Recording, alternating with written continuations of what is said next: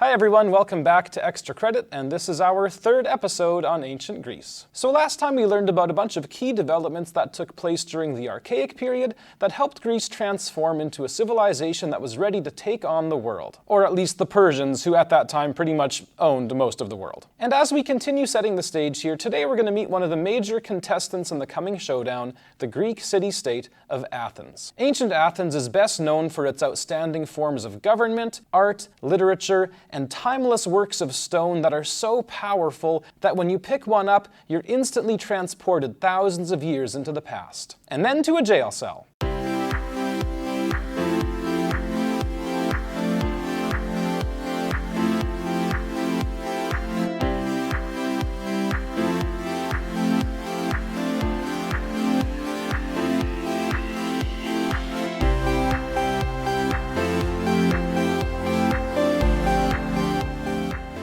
So just like the phrase ancient Egypt immediately brings to mind pictures of the pyramids, ancient Greece immediately brings to mind pictures of Athens. Or at least it does if you're Google. Athens was one of the most famous city-states of all time, and one of the reasons is because of the crucial leadership role that it played during the Persian Wars, which of course, if you're just joining us, is the main subject of this series. But even in the decades leading up to the Persian Wars, Athens was already one of the rising stars of ancient Greece. So on that note, today we're going to take a brief look at everything you ever wanted to know about Athens, but were too busy watching TikTok to ask. So like most city-states, the origins of Athens are shrouded in the murk of time, but according to Greek mythology, the city got its name from a legendary contest that took place between the sea god Poseidon and the daughter of Zeus named Athena. Each of the gods tried to give Athens a special gift to impress it, and Athena, being the goddess of wisdom, fairly wisely gave the people an olive tree, the very first olive tree actually, so that they could use it as a source of food and wealth. Poseidon, on the other hand, slammed his trident into the ground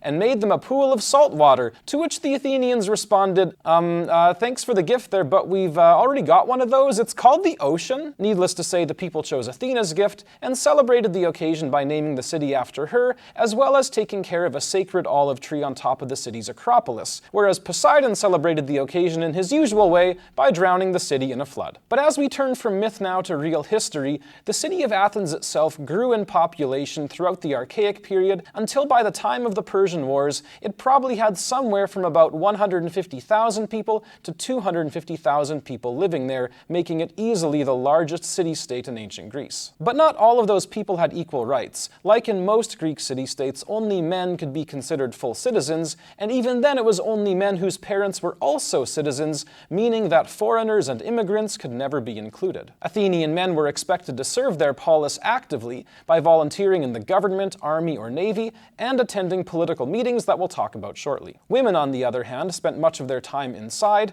particularly those from the upper classes, who rarely left the house unless it was to visit a friend, go to a religious ceremony, or a funeral, which I want to remind you is actually real fun. The other major social group were the slaves. They made up about a third of the city's population and did lots of the essential jobs around Athens. Now, slaves were a normal part of the ancient world and of Greek society in particular, and there were lots of families who owned at least one or two household servants, with the city of Athens itself owning hundreds of slaves who did jobs ranging from cushy office work to brutal silver mining. There were also slaves who served as teachers and educational assistants whose job it was to literally beat kids on the head for misbehaving, so please kids, tell me all about how hard you have it when I make you stay in for 5 minutes of recess. But one of the things that Athens is most famous for is its style of government, a little thing you may have heard of called democracy. See, in its earliest days, like lots of other city-states, Athens was ruled by the aristocrats, who made such a blinking racket all the time, no one could get any sleep or get anything done. It was just a gong show and a... Oh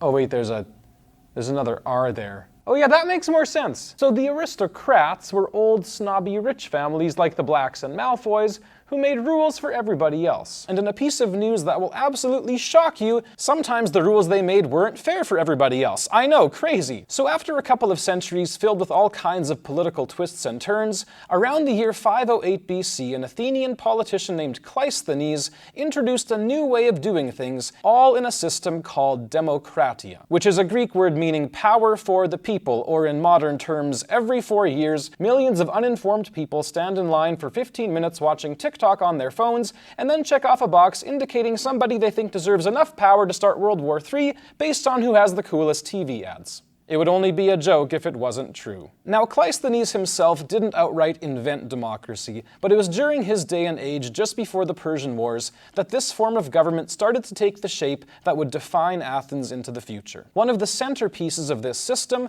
was called the ecclesia, an assembly of citizen males who met on a hill called the Pnyx to discuss and debate important issues. At the ecclesia, anybody, no matter how rich or poor, could stand up to speak their mind or propose new ideas for others to vote on. The ecclesia had the power to choose military leaders, declare war, and also make a host of other decisions that really did affect the lives of everyday Athenian people. However, not everything was decided by the ecclesia. Some government leaders were actually chosen by lot, which means at random, essentially the ancient Greek version of having your name picked from a hat. And although this might sound like a pretty insane way to choose your city's leaders, just keep in mind that because of all their attendance at these assembly meetings, the average random Greek guy probably knew a whole lot more about how to run a city than you or I know about anything. After all, at Athens, it was taken for granted that any self-respecting man would be involved in political life. This is why Pericles, the greatest leader Athens ever had, once famously said that in their opinion,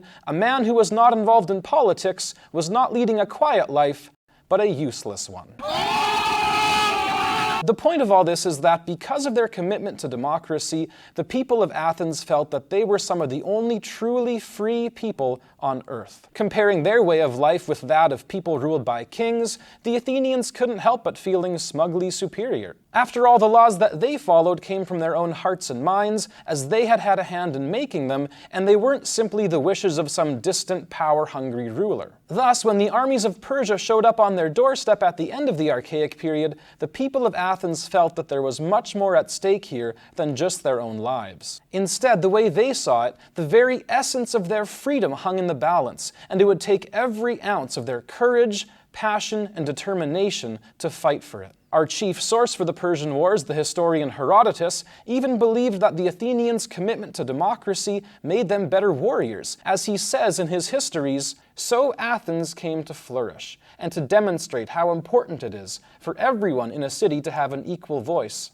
For although the Athenians, while subjects of a tyrant, had been no more skilled in battle than any of their neighbors, they emerged as supreme by far, once liberated from tyranny." And so, in 490 BC, when the great contest with Persia began, the Athenians would have the chance to prove exactly what they could achieve for themselves, fighting as free men for a city and a way of life that meant more to them than we can possibly imagine. But they wouldn't be fighting alone, so join us next time as we meet their great partner in crime, a city-state whose relationship with Athens was so dysfunctional it makes Katniss and Peeta look downright healthy. Hey everybody, thanks for watching Extra Credit. Hopefully you're enjoying the Greece series so far. It's always a lot of fun to write this stuff and make corny jokes. This week's pop quiz question is, what gift did the goddess Athena give to the people of Athens? Remember to enter the contest in room 215 for your chance to win a prize. As always, work hard, read books, play outside, and we'll see you next time.